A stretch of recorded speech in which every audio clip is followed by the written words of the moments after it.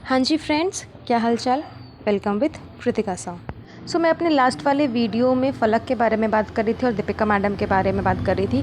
Video थोड़ा ज़्यादा लंबा होने लग गया, इस वजह से मैंने वहीं पर एंड कर दिया, लेकिन कुछ पॉइंट्स अभी भी बाकी हैं जो कि डिस्कशन नहीं हुआ। तो आज इस वाले वीडियो पर मैं उसी के बारे में डिस्कस करना चाह रही हूँ। अच्छा, सिद्धार्थ ने जब फ़लक से पूछा था कि क्या लास्ट बात आप लोगों की कब हुई थी, आप लोग की बातें होती है या नहीं, तब फ़लक ने कहा कि मुझे लास्ट दीपिका ने मैसेज किया था किस टाइम पे, जब वो महोदा गई हुई थी। और जब ये महोदा फ़लक जब महोदा गई थी दीपिका और शोएब की शादी पे, तब वहाँ पर उसने काफ़ी ज़्यादा लड्डू खाए थे। तो दीपिका ने वही मैसेज किया। ये सबा की शादी के टाइम की पहले की बात है, जब दीपिका महोदा में थी।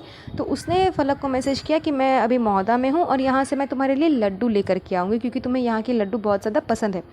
तब फ़लक ने उसे यही रिप्लाई किया था कि अब तो मुझे उस लड्डू की कोई कीमत नहीं है मेरी नज़र में, वो मेरे लिए ज़ीरो के बराबर है, कोई वैल्यू ही नहीं है मेरी उस लड्डू की, क्योंकि तुम मेरी लाइफ में नहीं हो।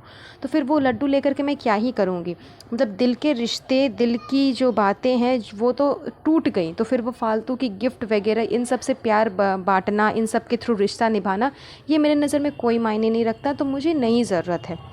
तब दीपिका मैडम को उधर से रिप्लाई आता है कि मैं बहुत बार अपने आप को साबित कर चुकी हूँ, मैं बहुत सफाई दे चुकी हूँ, अब मैं कोई सफाई नहीं दूंगी कि मैं सही हूँ या गलत हूँ। तो फ़लक ने भी फाइनली यही कहा कि मुझे आपसे कोई सफाई नहीं चाहिए, आप अपने ज़िंदगी में खुश रहिए, आप जहाँ हो जैसी हो आप अपनी ज़िंदगी में खुश रहिए, मैं भी जहाँ हूँ जैसी हूँ अपनी ज़िंदगी में खुश रहूँगी। ये इनकी फ़ाइनल बात थी। इसके बाद इन दोनों के बीच में कभी कोई बात नहीं हुआ। फ़लक ये भी कह रही थी कि दीपिका ना शादी के बाद ही बदल गई है। ऐसा लोग कहते हैं कि दीपिका शादी के बाद बदल गई है, दीपिका के साथ जो कुछ भी हो रहा है वो सब जानबूझ कर के शोएब करवा रहा है। बिकॉज़ जिस तरह से वो सर पे दुपट्टा लेती है, मुस्लिम कल्चर को पूरा अपना चुकी हैं, फैमिली के लिए, शोएब के लिए जो नहीं करने का वो भी कर लेती है, तो ये सब कुछ जानबूझ कर के शोएब उससे करवा रहा है, ये लोगों का कहना है। लेकिन जब फ़लक के साथ इस बारे में बात की गई तो फ़लक ने कहा कि नहीं, ऐसा कुछ नहीं है, मैंने उससे पूछा। फ़लक कह ही रही थी कि मैंने दीपिका से काफ़ी बार पूछा कि अगर ऐसा कुछ है, अगर तुम सर पे दुपट्टा ले रही हो या तुम्हारे साथ जो कुछ भी हो रहा है वो अगर ज़बरदस्ती कराया जा रहा तो तुम मुझे बताओ। लेकिन दीपिका ने कहा कि नहीं, ऐसी कोई बात नहीं है, मैं बहुत खुश हूँ, जो कर रही हूँ अपनी मर्ज़ी से कर रही हूँ। तब फ़लक का यही रिप्लाई था कि ठीक है, कोई बात नहीं, जब तुम खुश और खुशी से ये सब कुछ कर रही हो तो मुझे कोई दिक्कत नहीं है, तुम अपनी ज़िंदगी में खुश रहो। लेकिन जिस तरह से ये दीपिका मैडम अपने आप को डोरमैट बनाने के पीछे लगी हुई है, चौबीसों घंटा जो नहीं करने का वो भी करना, साफ समझ में आ रहा था कि प्रेगनेंसी के ड्यूरेशन में रमज़ान जब आए थे तो ये मतलब अपने इन लॉज को खुश करने के लिए तले भुने, मतलब जब न तब किचन में जाकर के काम कर रही है, खाना बना रही है, ये बना रही है, वो बना रही है, ले जा कर के नीचे देना कि लीजिए अम्मी खाइए, लीजिए अम्मी खाइए, रमज़ान के लिए ये बनाया वो बनाया, मतलब और कहीं से कोई हेल्प नहीं, पूरी प्रेगनेंसी इसने अकेले ही झेला। अभी भी सामने से नज़र आ रहा है कि डिलीवरी होने के बाद, बेबी होने के बावजूद पूरी फैमिली में से किसी को कोई मतलब नहीं है कि ये अकेले रह रही है, क्या रह रही है, नहीं रह रही है, कैसे रह रही है, मैं जाकर के बच्चे को देखूँ, बच्चे के पास में रहूँ, कुछ भी नहीं, सब कुछ ये अकेले ही कर रही है। तो मतलब धीरे धीरे साफ समझ में आ रहा है कि हाँ, फैमिली से मतलब नहीं है ना, फैमिली को इससे मतलब नहीं, इसे फैमिली से मतलब है। दोनों के बीच में बहुत बड़ा एक दीवार आया हुआ है जो कि बहुत जल्दी ही सामने आ ही जाएगा। अच्छा, फ़लक ने एक बात और कही कि जब ये शीज़ान वाला केस चल रहा था तब सब ने फ़लक को मैसेज किया, कॉल किया, उसके बारे में पूछा, शीज़ान के बारे में पूछा, सब कुछ किया, लेकिन दीपिका मैडम ने एक मैसेज तक नहीं किया, एक टेक्स्ट तक नहीं किया। कॉल करना और मिलना तो खैर दूर की बात है, एक टेक्स्ट मैसेज तक नहीं किया कि क्या हो रहा है, नहीं हो रहा है, कैसी हो, नहीं हो, कुछ भी नहीं। बस एक बार वो शफ़क़ से किसी क्लिनिक पे मिली थी तो वहाँ उसने शफ़क़ को कहा कि अच्छा लग रहा है तुम लोगों को देख करके, सो मैं अल्लाह से दुआ करूँगी कि सब कुछ जल्दी ठीक हो जाए, शीज़ान जल्दी से घर आ जाए, बस। लेकिन उसने अपनी फ्रेंड फ़लक को, फ्रेंड क्या, अपनी सिस्टर को, जिसे वो सिस्टर मानती है, उसको उसने एक मैसेज तक नहीं किया। तो ये चीज़ फ़लक को बहुत ज़्यादा हर्ट की, जिस वजह से इनके बीच में और ज़्यादा दूरियां आती चली गई। इसके बाद फ़लक ने भी कोई कोशिश नहीं की कि हाँ, मैं अब दीपिका के साथ मैं अपना कोई बॉन्ड रखूँ, रिलेशन रखूँ। जाहिर सी बात है कि फ़र्क पड़ता है, इंसान को तकलीफ़ होती है। फ़लक ये भी कह रही थी कि अगर इस जगह पर इसकी अपनी बहन होती तो अपनी बहन के साथ में भी क्या ये इसी तरह से करती। तो फ़लक, अगर आपका ऐसा कहना है तो आप इनके व्लॉग देखिए ना, आई नो कि अभी आपकी बातचीत नहीं होती इनसे, लेकिन फिर भी आप इसके व्लॉग देखोगे ना तो आपको साफ समझ में आ जाएगा कि हाँ, ये अपनी बहन के साथ में तो क्या, अपने पापा के साथ, अपनी मम्मी के साथ, अपनी पूरी फैमिली के साथ ये ऐसा ही करती है। इसकी जो स्टेप सिस्टर है उसके साथ में तो इसकी कभी जीवन में बात नहीं हुई है। जहाँ ये बताती थी कि मैं बचपन में हम लोग दोनों साथ में स्कूल जाया करते थे, लेकिन अब वही बहन के साथ इसकी बात भी नहीं होती, ना बात, ना चीत, ना फ़ोटोज़, ना कुछ भी नहीं। यहाँ तक कि दीपिका की जो मम्मी है वो तो उस स्टेप सिस्टर की फ़ोटो तक नहीं रखती है अपने कमरे में, सिर्फ और सिर्फ दीपिका की फ़ोटो लगा के ही रखी है, क्योंकि दीपिका उसकी अपनी बेटी और वो स्टेप डॉटर है, इस वजह से उसकी फ़ोटो तक नहीं लगा करके रखती है।